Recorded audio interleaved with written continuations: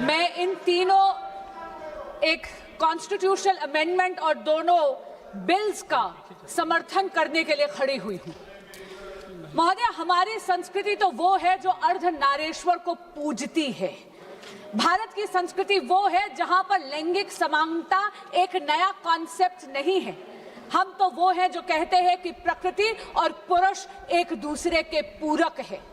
हमारे यहाँ तो शक्ति स्वरूपा मां दुर्गा की आराधना करी जाती है। भगवान विष्णु का सुदर्शन चक्र, महादेव का त्रिशूल और ब्रह्मा जी का कमंडल, यानी तीनों त्रिदेवों की शक्ति अगर समाहित करना हो तो वो केवल और केवल मां दुर्गा ही कर सकती है। ये स्तर है नारियों का हमारी संस्कृति में। लेकिन कहीं ना कहीं आक्रांता आए और हमारी संस्कृति का अपभ्रंश हुआ। जहां सम्मान हमारी संस्कृति है, वहीं महोदया नारियों का सशक्तिकरण करना हमारा कर्तव्य है। आज यहां पर टीएमसी की एक संसद सदस्य ने कहा इक्वालिटी इज बाय बर्थ। मैं उनकी बात से बिल्कुल सहमत हूं, क्योंकि पुरुष और स्त्री को एक समान तो ईश्वर ने ही बनाकर भेजा है। पर उन्होंने ये भी कहा कि equality can not be given by political exercise. मैं उनकी बात से बिल्कुल सहमत नहीं हूं। महिला आरक्षण की आवश्यकता क्या है, ये मैं कुछ आंकड़े देकर इस सदन के समक्ष रखना चाहूंगी। आज महिलाएं पूरे के पूरे विश्व में, खास करके महिलाएं जो भारत की बेटियां हैं, वो अपना परचम लहरा रही हैं। वो चाहे साइंस हो, चाहे टेक्नोलॉजी हो, चाहे लॉ हो, लेकिन राजनीतिक क्षेत्र में उनका प्रतिनिधित्व बहुत कम है।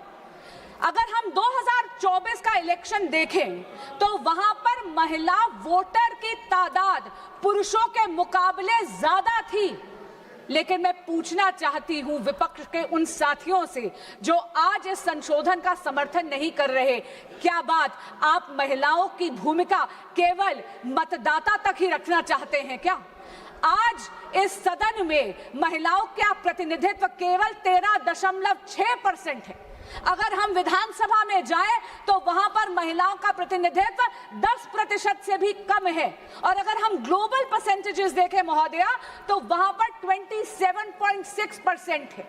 मैं तो धन्यवाद करती हूं आदरणीय प्रधानमंत्री श्री नरेंद्र मोदी जी का और इस सदन में उन सभी राजनीतिक दलों का जिन्होंने 27 बरस पुराना विलंब जो था, डिले थी, उसको हर कर नारी शक्ति वंदन अधिनियम को सितंबर 2023 को एक हकीकत बनाया, उसको पारित करा।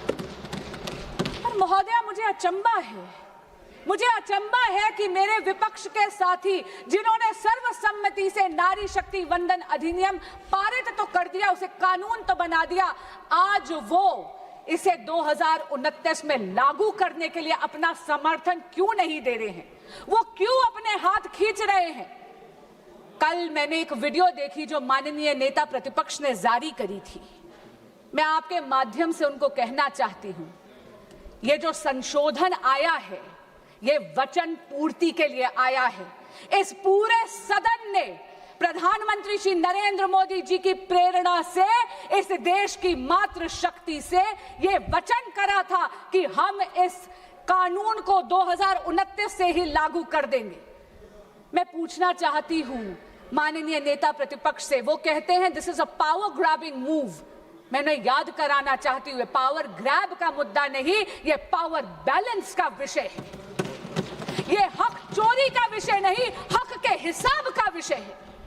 और महोदया, बहुत विनम्रता से कहना चाहूंगी कि इस सदन को, इस देश की मातृशक्ति को उसके हक का हिसाब देना पड़ेगा।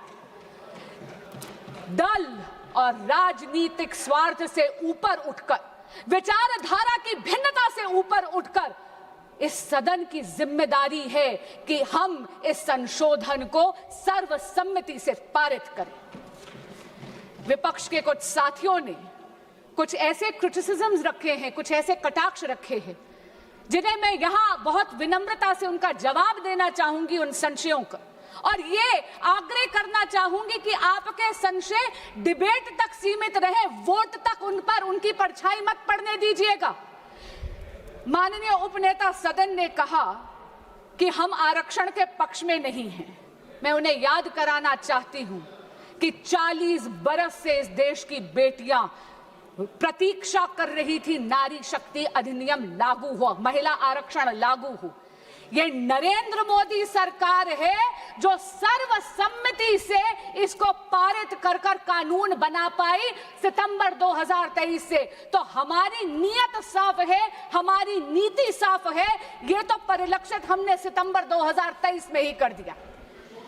मैं फिर पूछना चाहती, बार बार विपक्ष के कई साथियों ने कहा टाइमिंग की बात करी, यहां तक कि माननीय अखिलेश यादव जी ने कहा जल्दबाजी।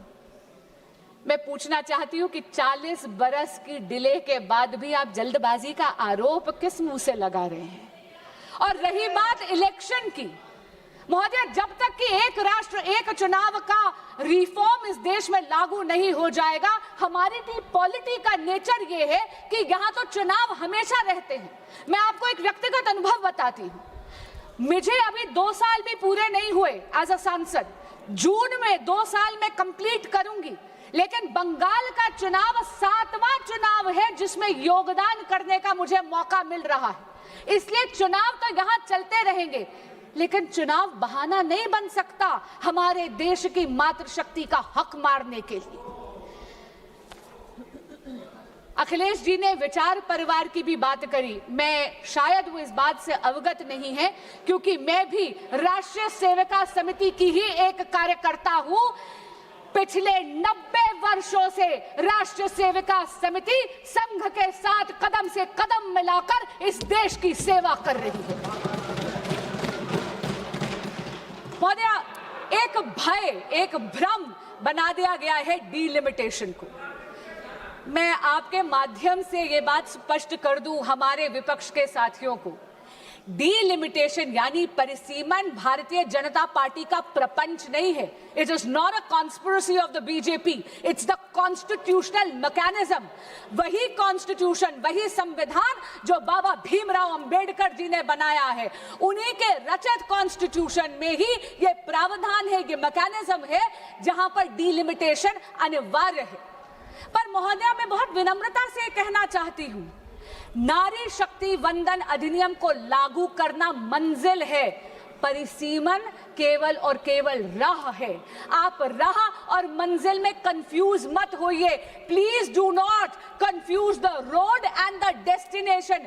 Delimitation is only the road, it is नारी शक्ति वंदन अधिनियम, the women reservation which is the destination, and it is high time that we complete that journey to that destination. एक और बात कही गई, यहां पर बोला गया कि 543 में क्यों नहीं लगा देते, और मैं हैरान हुई जब एक महिला सांसद ने यह कह दिया कि आप परिसीमन करके सीटें बढ़ा रहे हैं, यह तो शोविनिज्म है। शोविनिज्म का आरोप लगाते हुए ये भूल गई कि 543 सीटें पुरुषों का एकाधिकार नहीं है। वो भूल गई कि इन 543 में आज भी 74 पर हम नारी शक्ति का रिप्रेजेंटेशन करते हैं। महिला सांसद भी हैं इस सदन में। आप रिजर्वेशन को एब्स्ट्रैक्ट में लागू नहीं कर सकते। आपको रिजर्वेशन को आइडेंटिफाइड कॉन्स्टिट्यूएंसीज में ही करना पड़ेगा, और इसीलिए परिसीमन आवश्यक है, सीटों की बढ़ोतरी आवश्यक है।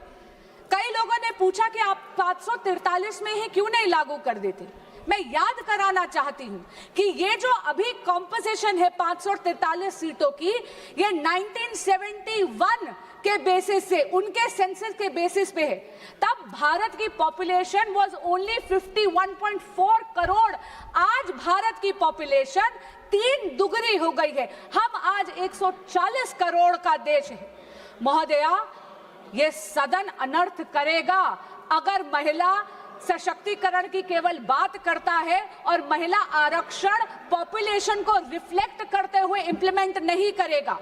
नारी शक्ति वंदन अधिनियम के इफेक्टिव इंप्लीमेंटेशन के लिए यह अनिवार्य है कि परिसीमन हो और सीटें बढ़ाई जाए। 274 से 273 तक का ये जो सफर है, ये केवल मातृशक्ति के उत्थान के लिए नहीं, ये इस राष्ट्र को सुदृढ़ करने के लिए, इस राष्ट्र में एक स्वर्णिम अध्याय लिखने के लिए।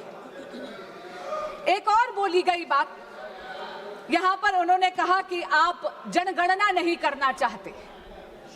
मैं पुनः याद कराना चाहूंगी, आज सुबह ही माननीय गृह मंत्री ने रिकॉर्ड पे बोला है जनगणना की प्रक्रिया चालू हो गई है, उसमें कास्ट सेंसस केंद्र सरकार करवा रही है।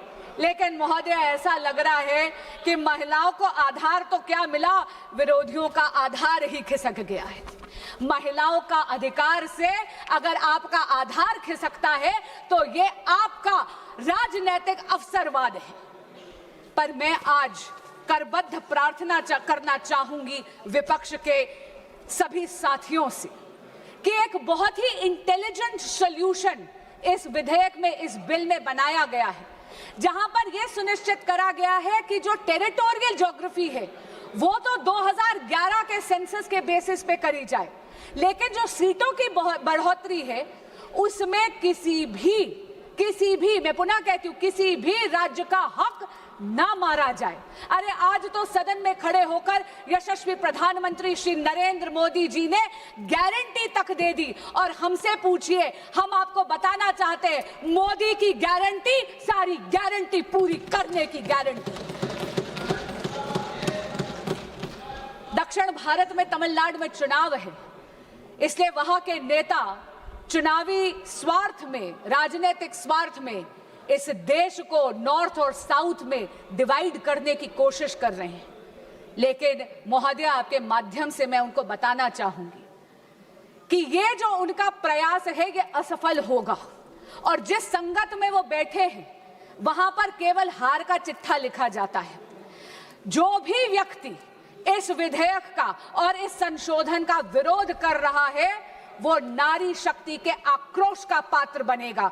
मैं करबद्ध प्रार्थना करती हूं आपके माध्यम से विपक्ष के साथियों को कि कृपया महिलाओं के आक्रोश का नहीं, उनके आशीर्वाद का पात्र बनिए।